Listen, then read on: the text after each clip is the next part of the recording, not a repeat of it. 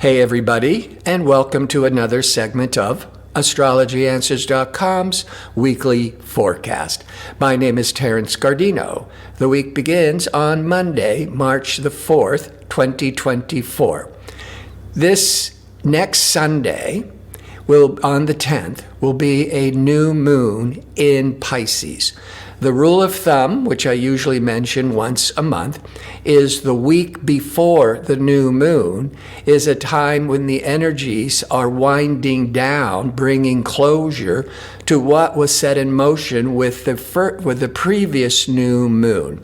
So in general, you don't want to begin any major new projects, events, with the moon with the energy it's winding down, bringing closure. You want to wait till after the 10th of March. In general rule of thumb, that's the better time to really start major new projects. Now, the moon sets the public tone. It describes the emotional reactions of the public. So on the 4th, the moon will be in Sagittarius. Sagittarius is fire sign. It's outgoing, it's adventurous, it's optimistic. It's a good sign to start the new work week. But it's going to go void of course from 7:42 a.m. to 1:16 p.m. Pacific time. And every week I mention how the moon void of course means that the moon is about to change one sign to the next. So it's going to go from Sagittarius to Capricorn. But the void of course period is when the moon is no longer making any aspects to other planets until it starts the new cycle again with Capricorn. So because it's not triggering any other planets, the energy is flat. There's not a lot of activity. So to launch anything important, the energy is just very unproductive. However, after 1:16 p.m. Pacific time, as the moon's in Capricorn, Capricorn is very pragmatic, very organized, very disciplined, good for business. But discerning Mercury is also the negotiator. Mercury can be very business savvy, is going to be in harmony with progressive, innovative Uranus. This is a good day when the moon goes into Capricorn to be coming up with new ideas, original ideas, but also being more open and less afraid of technology. Now, on Tuesday, the 5th, the whole day is really favorable for business, but trying to accomplish any task, feeling more grounded and secure, because the moon's in practical Capricorn, stabilizing Capricorn all day. But the moon is going to be in late morning, mid-morning to late morning, Pacific time. It's going to be in harmony with pragmatic Saturn, the ruler of Capricorn, and expansive Jupiter. So the moon in harmony with Jupiter, Saturn brings a lot of stability. Great for business meetings, starting a new job project. Later, by 5 to 6 p.m. Pacific time, the moon in Capricorn will be in harmony with the sun in Pisces. So the energy is flowing more effortlessly, it's more comfortably, relationships are working out better, and so even business negotiations, everything tends to run more smoothly in general.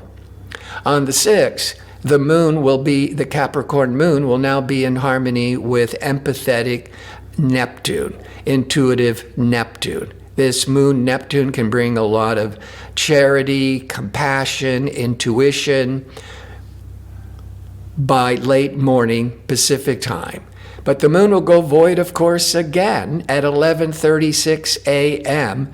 to 4:40 p.m. Pacific time, at which point the moon leaves that more practical, conventional Capricorn and go into more progressive, alternative Aquarius, futuristic Aquarius. So on Thursday, the moon is in Aquarius all day because the moon goes through each sign every 2.5 days. There's no other important planetary events, but the moon will be in a stressful angle to expansive Jupiter. Jupiter is this planet of luck and good fortune and optimism, but when the emotional moon is throwing tension to the Jupiter, we may have overinflated expectations. We may be biting off more than we can chew. You'll be feeling optimistic, but you may be taking on too much. And then you would have to only cut back. So moderation wins the war. And this moon Jupiter is happening from around 12 to 2 p.m. Pacific time. On Friday, as the moon continues in Aquarius, late morning Pacific time, the emotional moon will be aligning with loving, cooperative, creative Venus. That's a good period for romance, for expressing yourself creatively. You're going to feel more charming. And the moon will go void, of course, again at 10:57 a.m. to 5:04 p.m. Pacific time, at which point now the moon leaves more impersonal, intellectual Aquarius and goes into more compassionate, empathetic Pisces. But through the whole day, Mercury, discerning Mercury, will be crossing Neptune. This can bring in a tremendous amount of intuition, compassion, charity. But during the void, of course, the thing you have to be careful about on the downside of the Mercury-Neptune, which can be so inspiring, but your thinking, Mercury, could be more distracted, more confused, especially with the moon void, of course. But it can be very favorable for trusting your intuition. On Saturday the 9th, as the moon is now in compassionate, sensitive Pisces, by late morning, it's Pacific time, the moon will cross over Saturn, which it does once a month. That's moon to Saturn. You may be taking on a lot of responsibilities, or you may be really worried about in your personal, emotional life. But I think it's more about taking on a lot of responsibilities, because the sun in Pisces will be in harmony with progressive Uranus. That's sun Uranus. We're thinking out of the box. It's an exciting day. We're open to more new possibilities. It's a great time to be reinventing yourself, getting out of an old stuck routine. Plus, assertive Mars will be aspecting Uranus. So the Mars-Uranus can trigger a tremendous amount of activity, anxiousness, restlessness. But the sun positive with the Uranus is, I just think, it's taking on a lot of exciting new activities. And by the late morning, I think it has a lot to do with, taking on a lot of responsibilities, but moving into a whole new exciting direction. Then on Sunday, it is March the 10th, and right after midnight Pacific time is when the new moon begins, focusing our attention on a new area of life. The new moon in Pisces can set up for the next couple of weeks more of this compassion and charity and intuition. In fact, Mercury, communication Mercury, will be in harmony with Pluto. Pluto rules the underworld in mythology. And so Pluto can rule the occult, can rule psychology.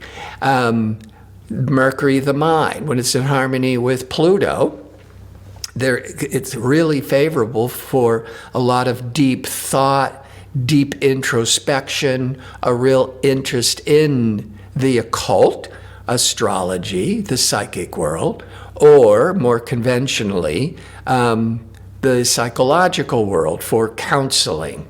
This is a good day that you could be having really profound, deep conversations.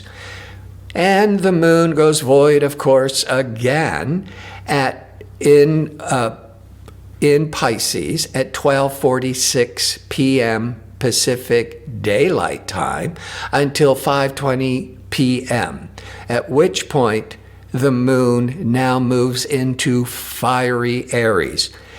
The new moon is setting the intention with all that emotional, sensitive Pisces energies. But when the moon goes into Aries, then there's more motivation and drive to really take action towards all this more caring, charitable, sensitive energies that the Pisces new moon is trying to awaken. I want to thank you for tuning in. I hope to see you next week with my next segment. Until then, be safe and well.